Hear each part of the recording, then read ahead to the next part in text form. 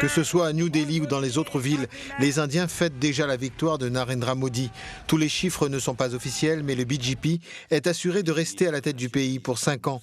Selon les estimations, le Premier ministre décroche plus de 300 sièges contre 80 pour le congrès de Rahul Gandhi, petit-fils d'Indira Gandhi.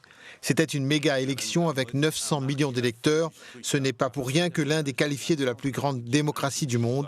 Certains Réunionnais ont suivi le scrutin. Il a réussi à remettre l'Inde au centre de l'échiquier international, en particulier de l'océan Indien.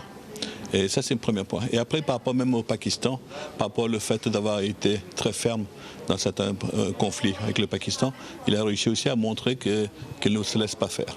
Et donc ça, je crois que c'est ça qu'on appelle le nationalisme peut-être en Inde, et c'est ça qui a apporté ce résultat-là.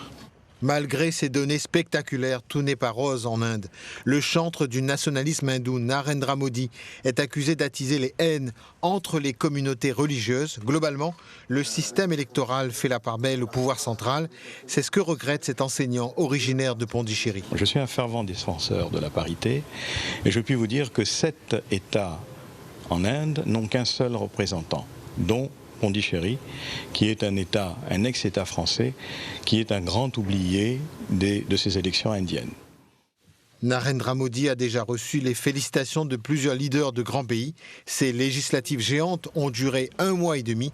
La participation était autour de 67%, un taux qui ferait rêver les partis politiques en France, à moins de 3 jours des élections européennes.